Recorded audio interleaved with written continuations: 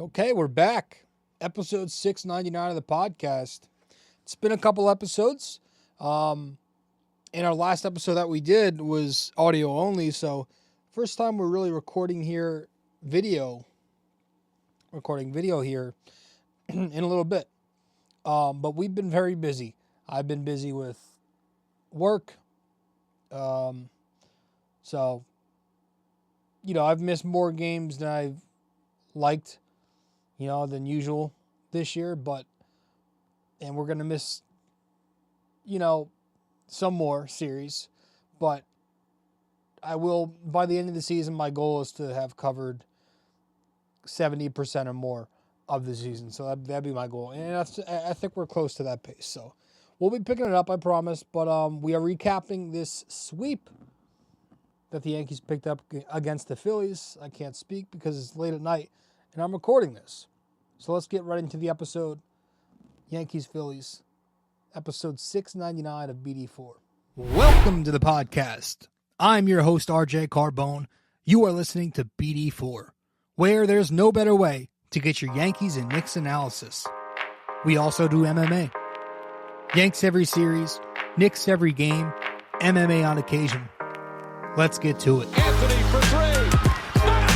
That one goes down, and the game is tied. I'd like to take this chance to apologize to absolutely nobody. The Yankees are champions of baseball. Shaking and baking right here on the neophyte. U.S. trying to close the show. She was doing a great job of feeding that. It's over.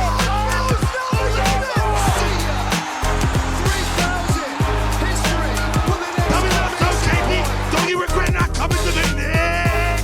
Don't you regret not coming to the Knicks?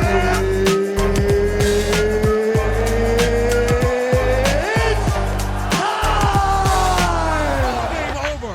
World Series over. Yankees win. The Yankees win.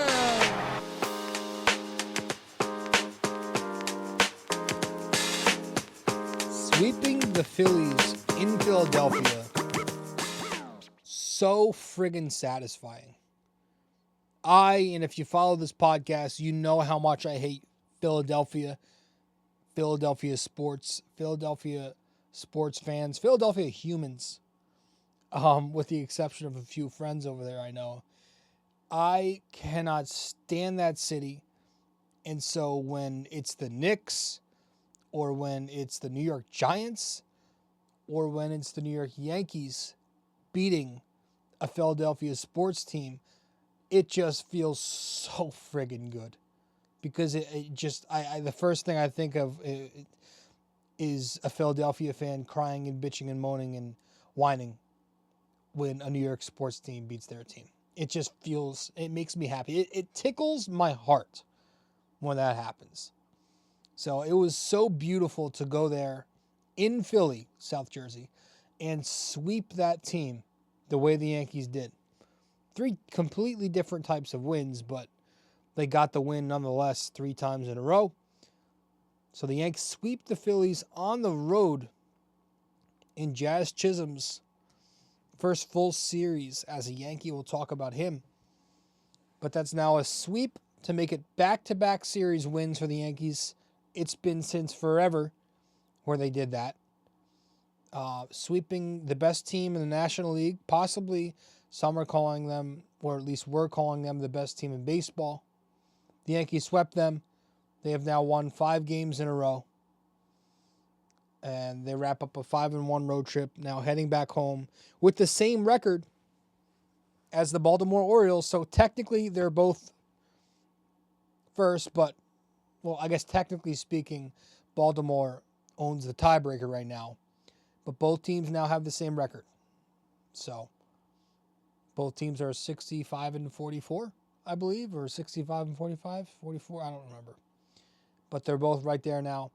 And so it's anybody's division in these final 53 games. And, man, the Yankees absolutely needed to turn things around. It got ugly for so long. And I like to think that in that Boston series, the middle game of the set, Game 2, which is a Game of the Year candidate, that's kind of when the Yankees season kind of started to turn for the better again. But that's how this works, man. The 162 is crazy. Baseball's not a sprint, it's a marathon. You hear that cliche all the time. But all of a sudden, things are looking much better for the Yankees. You know, the Boston Rednecks had their sliver of hope where they thought they were actually going to surpass this team. I think that was a joke to begin with. There were people who actually thought, there were angry Yankees fans who thought the Red Sox were going to pass this team. That never crossed my mind because I don't respect that team. I don't take them serious. I think they're a bunch of randoms surrounding Rafael Devers over there. They're nobodies. Duran's good, but I don't respect that team. I just don't think they're good. So I think it's going to be the Yankees and the O's the rest of the way. But the Yankees sweep the Phillies, and we'll talk about this. Again, we did miss the last two series. We missed the Mets series, the 2-game set where the Yankees got swept again. I'm tipping my cap to Luis Gil, Gleyber Torres, and Yoendris Gomez. Those are my 3 salutes for that series. And then for the Boston series, tipped my cap to Aaron Judge, Carlos Rodon, and Tommy Kahnle.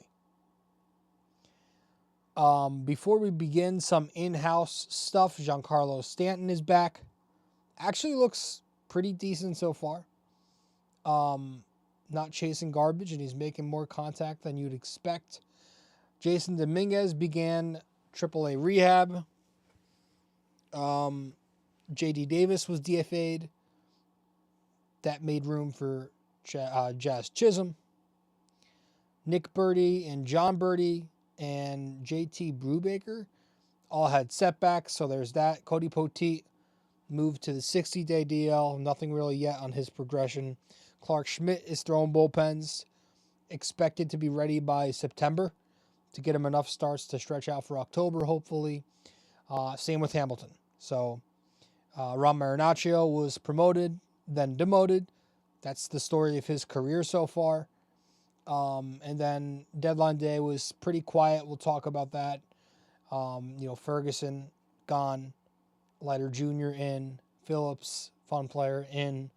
Dos Santos in. And I think maybe one other guy who was traded for.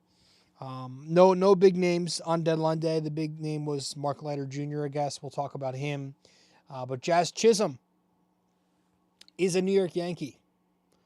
And that trade went down right after Game 2 against the Red Sox, I believe. Yeah, I was down the shore. I'm going back down the shore today. But I was down the shore when that trade happened. I'm always down the shore when the Yankees make their trades. Every time. Rizzo, Gallo, Benintendi. Every time. Chisholm. And this was a deal that, listen, the deal itself, good. It's a good deal. The Yankees only gave away Augustin Ramirez, plus a couple of random prospects that nobody's ever heard of, for a guy who's a solid player. He's a good ball player. Jazz Chisholm might be a career average bat, but the Yankees are just looking for a 2-month stretch where, anybody could hit more than their career norm in a 2-month stretch. He's a 26-year-old kid, so there's a lot of youth and some upside there. He's going to be playing with much better talent in this lineup, in front of a much larger, more exciting fan base. And he's not going to be the main guy on the team anymore like he was for so long with the Marlins. He's coming here, and he's not even close to being a main guy. So I think he's fun. He's a versatile, fun player. Gives you a little bit of speed. He's a good base runner. He's got a nice left-handed stroke. The athleticism is going to be fun. To have an athletic player like him is actually nice to have because the Yankees don't have a ton of that. But an athlete like that is going to help you defensively. It's going to help you offensively. He's not a guy who hits into double plays. So there's a fix. He'll steal bases. He'll take the extra base when he's running the bases. He's got a nice swing. I like his swing a lot. It's a smooth, one-handed lefty swing. I heard a Griffey comparison. Obviously, that's a little much, but I like this swing.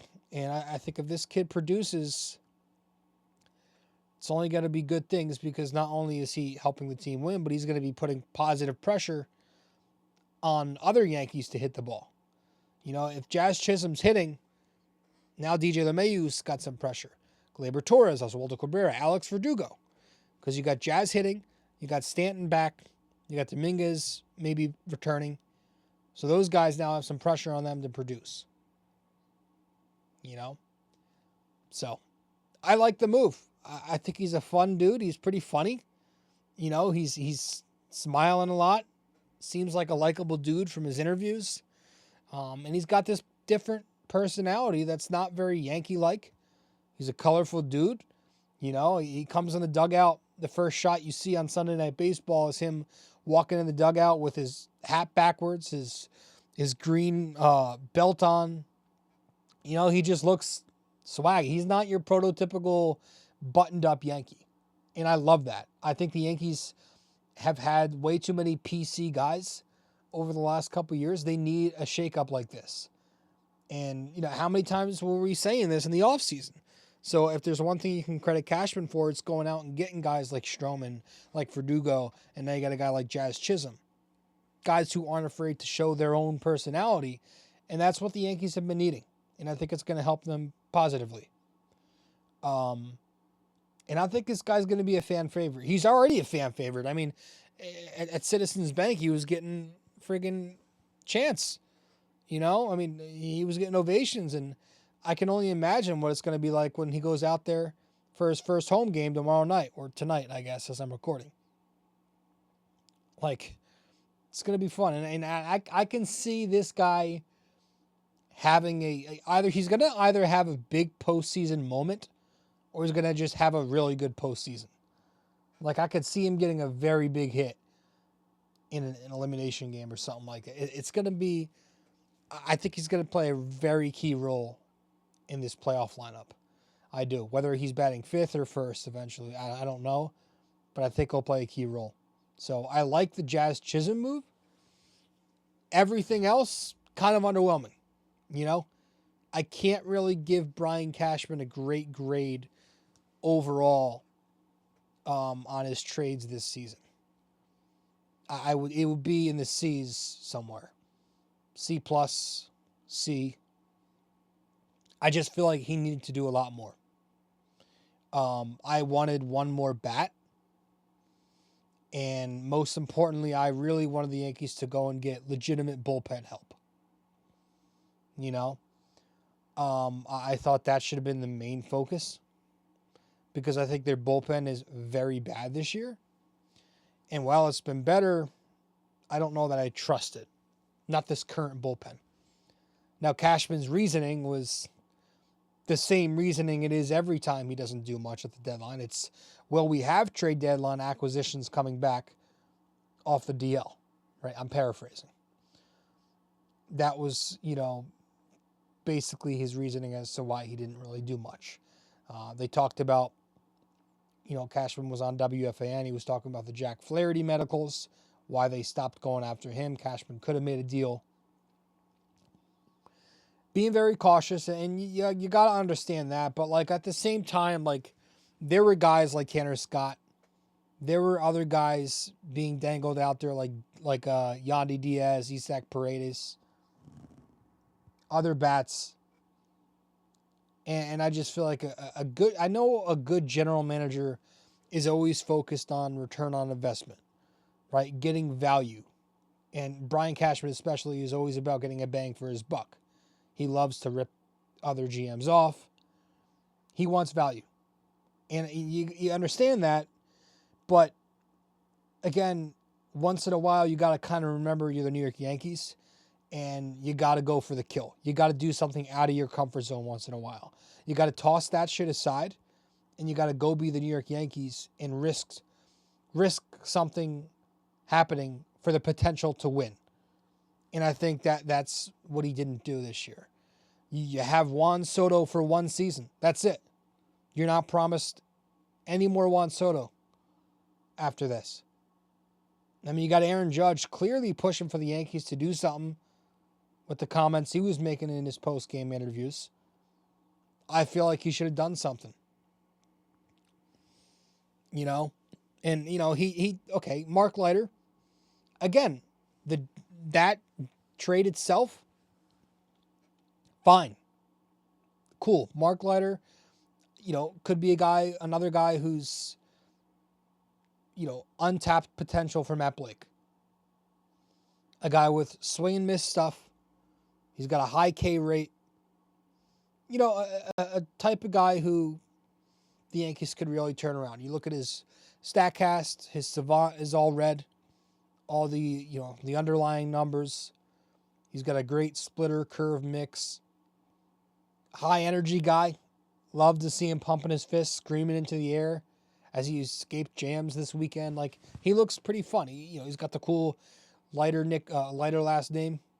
He's part of that family. So it's 33-year-old, 2 years of control.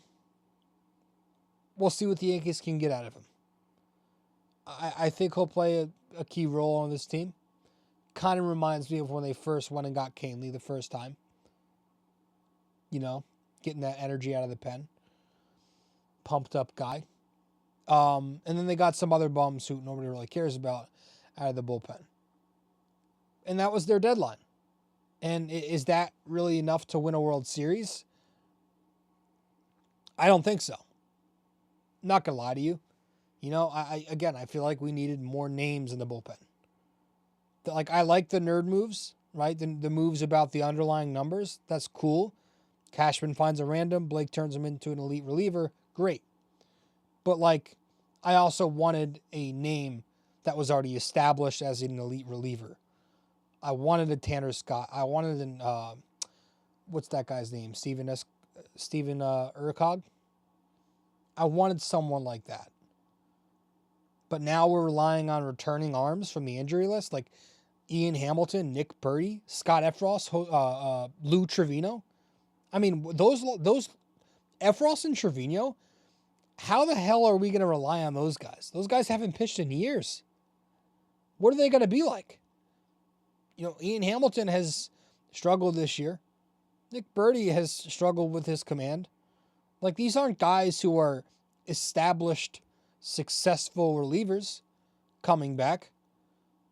There's a lot of question marks, even with the guys we got coming back. So if we have this bullpen turnover, I can't promise you it's going to be successful. There's a lot of question marks still with this roster, in my opinion, and that's on Cashman. I understand the lack of prospect capital probably hurt the Yankees this deadline, and that's not Cashman right there. But you go back to blaming Cashman when you think about the offseason. He had obviously I'm not gonna say a very quiet winter. He got Juan Soto, but after Juan Soto, not much around that. You left third base a question mark. You left the bullpen a question mark. The guys you traded for two relievers who are no longer on this team from LA, those guys were used to get Flaherty. It's a bad look for Cashman. So, those are my quick, brief thoughts on the trade deadline. We're going to head to break. We'll recap this series, games 1-3. And then when we get back, we'll wrap it up with whatever we got as our final thoughts. This is going to be a shorter episode. But let's get to our first break here on BD4 episode 699 of the show. Stay with us. Hey there. Thanks for listening in so far. If you enjoy this episode, please give us a 5-star rating and review on Apple Podcasts. And if you're on YouTube, don't forget to like, comment, and subscribe. Thanks so much.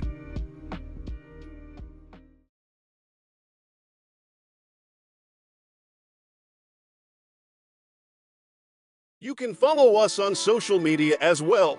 On Instagram, we're at BD4Pod and at Rob J. Carbone. On X, we're at BD4Pod and at RJCBD4. And on Facebook, we're BD4.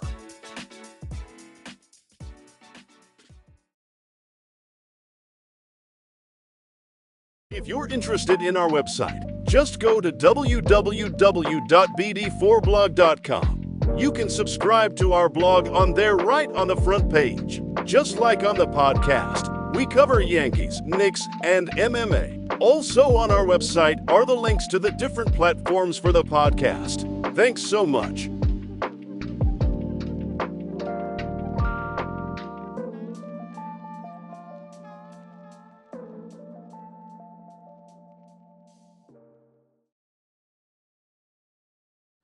All right, let's recap this series.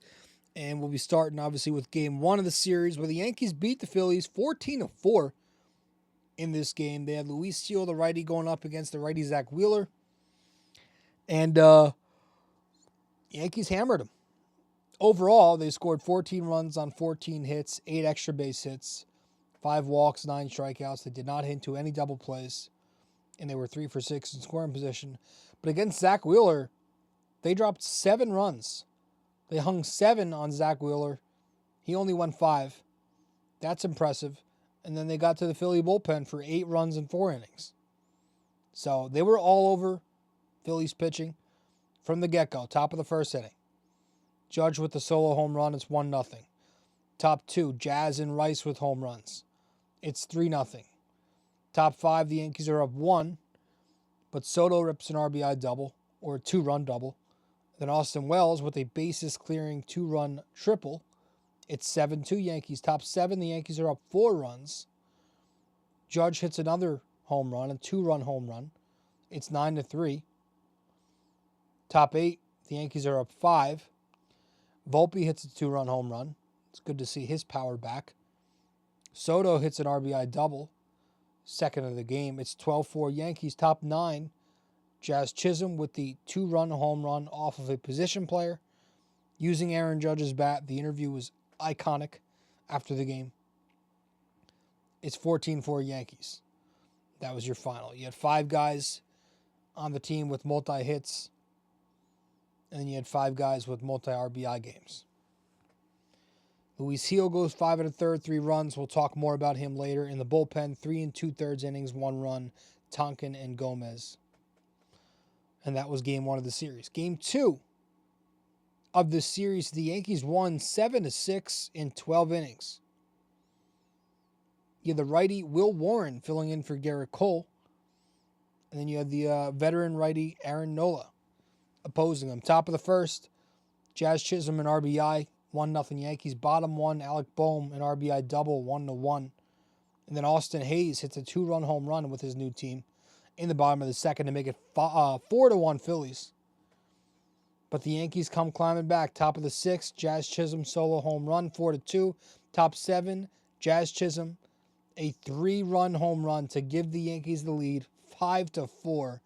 Just electric. And then bottom of the 9th comes, you got Clay Holmes, being Clay Holmes. It's 5-5 because that's what he does. He blows saves. You put a balls in play closer out there, he's going to put the ball in play. You know, so Cashman and Boone can keep crying bad luck. That's the point. The point is he's a pitcher who generates balls that will find holes. You don't want that in the 9th inning. I rest my case. 8th blown save of the season for Holmes, most in baseball, of course. So it's 5-5 after the bottom of the 9th. They go to extras. Verdugo a sac fly, top 11. It's 6-5 Yankees. Bottom 11, Hayes, another RBI. This one's off Tonkin. It's 6-6. Trent Grisham, though, I don't know if it was in the 11th or the 12th, makes an excellent play in center field coming up. Top 12, I know Gleyber Torres, sac fly, run comes in at 7-6. The Yankees win 7-6. So that was your offense. Will Warren looked pretty good, you know. His major league debut, this is a kid who is one of the Yankees' higher pitching prospects. He started off very slow with a 3-run home run. That was a rough beginning for him. But then he settled in very nicely. I think he finished retiring 12 of 14. Looked pretty good. He's got a nice curveball. This is a kid who is on the verge of getting promoted last year. Him and Clayton Beeter were having some really good seasons, and there was a lot of conversation between those two, which one would be called up. He's back down in AAA now, but it was good to see him get a shot, and this is a kid who could be a part of the rotation someday for the New York Yankees. And that was game 2 where the Yankees won once again 7-6. Game 3 of this series, the third game of the set, the Yankees won 6-5 yesterday.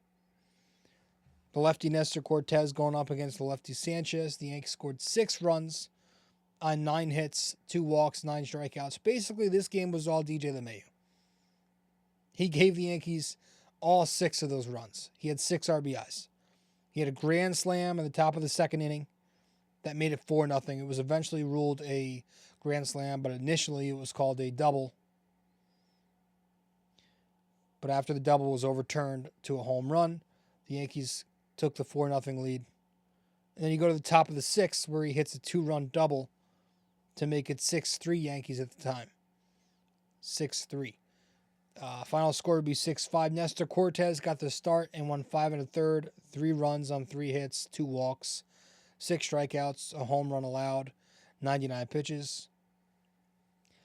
Nestor Cortes is exactly what I expected Nestor Cortes to be this year. An adequate number 5 man who I don't trust to pitch in a playoff game. So hopefully he's not part of that rotation. But that was it for Nestor. And that was it for the series, really. The Yankees sweep the Phillies. They sweep the Phillies in 3 in Philadelphia. Felt amazing. Let's tip our caps. And the first guy I'm tipping my cap to, Jazz Chisholm. Jazz Chisholm this series, 6 for 14, 429 average, a 1752 OPS. He hit 4 home runs, had 8 RBIs, 1 walk, only 1 strikeout, 5 runs scored, 18 total bases in 3 games in Philadelphia. Just an excellent series for him. The 4 home runs in 2 games were electric, and he really impressed me at third base. He made some very nice plays, had a nice stop going to his opposite side. Really impressing for a guy who we didn't know if he was going to succeed at third base. So far, he's off to a good start. He's athletic, so I think he can do it. This is a former shortstop, turned into a second baseman, turned into a center fielder, now at third base. So we'll see what happens there. But a really good series for Jazz Chisholm, who is now batting .368 with the Yankees across 4 games. Already has his first cap tip 1 series in. Let's go to the next guy we want to talk about here, Luis Gil. Again, pitched in the first game of the series, and he was fine. 5 1/3, 3 runs on 5 hits, 3 walks, 8 strikeouts, a home run allowed, 92 pitches. He was fine. Navigated through a tough lineup decently. And as he's been lately, he's been going to that slider a lot more, and he really used it in this game. 46% slider. And it was crisp. Got a lot of swing and miss on it. He was pretty heavy on the changeup too. Also got a lot of missing on that pitch. So I thought the slider worked nicely off of the fastball. And Luis Gil was fine against the Phillies. So I'm tipping my cap to him for the 12th time this season. He's been their best starting pitcher all year. No question about it. Luis Gil, 12 cap tips on the year for you. Keep doing your thing. And then we'll go to the bullpen. Tommy Kahnle, I'll tip my cap to him. He continues to do his thing. He's been hot lately. An inning and 2/3 across 2 appearances. No earned runs, no runs, 2 strikeouts, a walk, 23 pitches, 2 holds. Changeup's been working for him. And Kahnle's on a run right now. So good for him. That is now he's got a lot already. 6 cap tips on the season for Tommy Kahnle. For a guy who wasn't part of the season early on. But the Yankees now, with just 2 months to go before we get to the postseason, and it seems like they're back. The month and a half, I guess you could call it, the month and a half period of garbage could be over. 5 wins in a row, 5-0 in the Jazz era, 4-0 when he plays. It's a fun thing. I think the rotation, I know it's been struggling. This last turn has been fine, and I do think they're going to round into form again. And I feel like there's enough depth in the rotation to where you have options to form a formidable 4-man playoff rotation. I think it's just going to come down to Garrett Cole at the end of the day. Hopefully he's okay. Hopefully it's just body fatigue and it's not anything to do with arm fatigue. He said he wasn't recovering well in between starts, which scared the shit out of me because that was the same exact sentence he said when he got the initial inflammation in the offseason. So hopefully it's not anything to do with the elbow again, and it's just body fatigue. And whatever that is, hopefully he's back this weekend against Toronto like they say. And hopefully he's effective because he needs to start stringing together some consistency. He's been very up and down since returning. He's not himself. I'm starting to think it's going to be a lost season for him. Hopefully it's nothing more. Hopefully he's ready by October. But he's 33, 34. He's nearing the end of his prime. So hopefully Garrett Cole still has something left.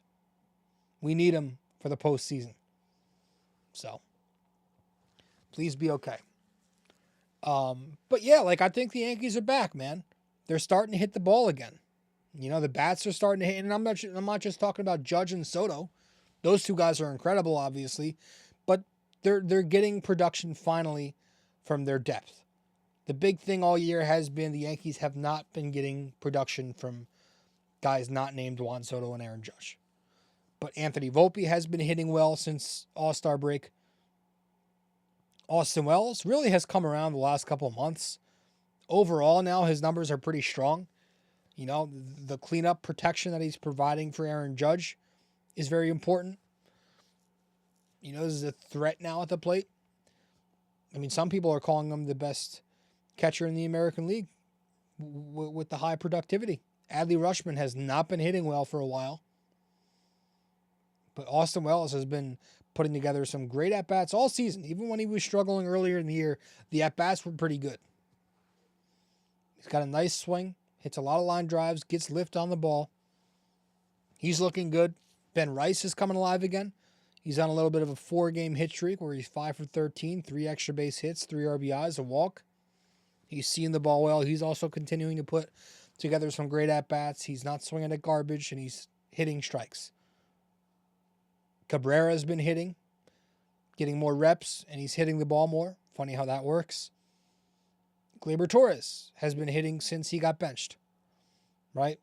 But I don't really care. That guy annoys me every day.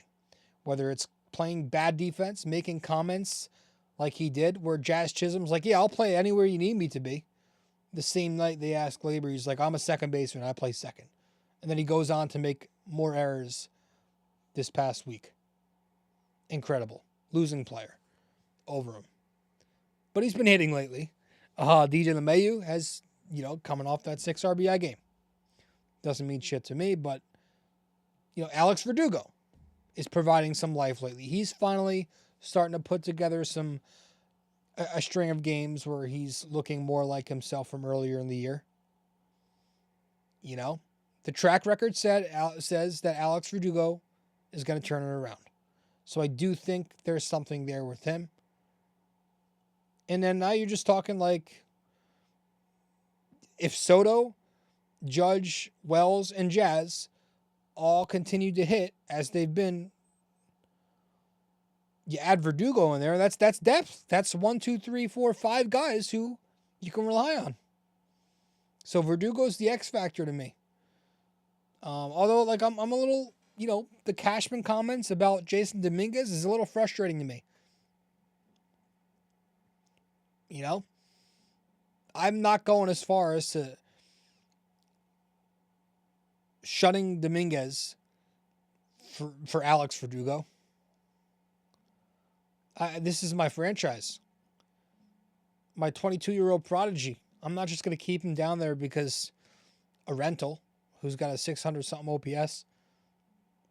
So that did bother me when I heard those comments saying that he's there if we need him. AKA he's probably going to spend this season in AAA. That's fucking garbage to me. That made me mad. But yeah, I just think the Yankees are going to be fun. They're going to win games. They're going to compete for the division. They could very well take it. I just think the biggest question on this team right now is the bullpen. The bullpen is going to be the big determining factor. Good thing is they've got an easy schedule ahead. The month of August is pretty easy for the Yankees. The tough part's out of the way. They swept Philly. That was the tough part. Now they have to really go and do their job. And if they have a big month, talk about this division being theirs. It's not going to really help determine how legitimate the Yankees are this month. A lot of bad teams, a lot of bad competition, but it will help them take the division if they win. It will definitely help them do that.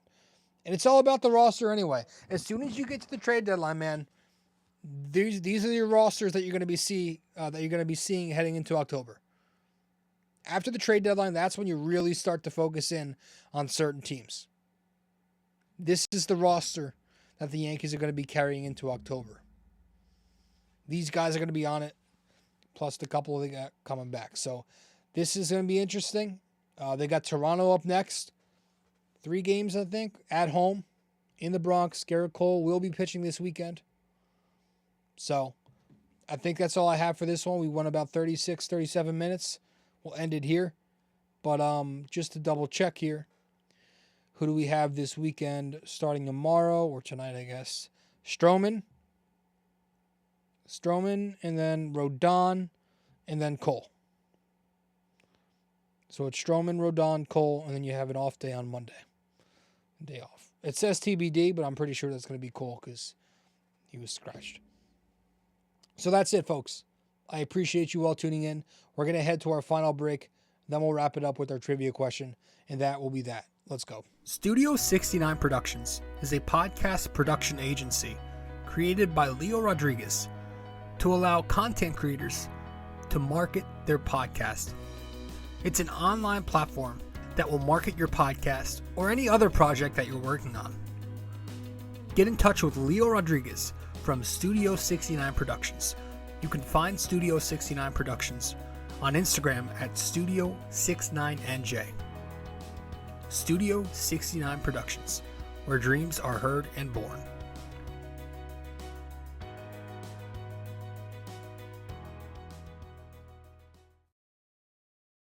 Thanks for listening to BD4, where there is no better way to get your Yankees and Knicks analysis. We also do MMA, Yanks every series, Knicks every game, and MMA on occasion.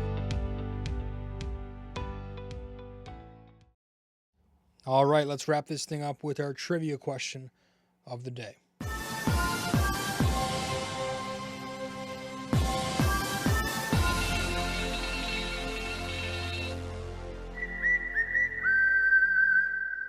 All right, so episode 699 of the show. Which Yankees great was the first rookie to play in the MLB All-Star Game? Which Yankees great was the first rookie to play in the MLB All-Star Game? I'm about to fall asleep, so I'm going to wrap this up right here. Folks, I appreciate you all tuning in. Episode 699 in the books. I'm your host, RJ Carbone. You are listening to BD4. Maybe you're watching the video format. However you're getting this podcast, I appreciate you. And I'll see you in the next show. Later. This episode was brought to you by Anchor. Hey there! If you stayed the entire way through, we thank you immensely for it. We hope you enjoyed this podcast and that you come back for the next episode real soon. Don't forget to like, subscribe, comment, download these episodes, and share them with your friends as well. BD4 is a 5-star podcast simply because of you. And we'd like to keep it that way. Have a wonderful day. Go Yankees and go Knicks!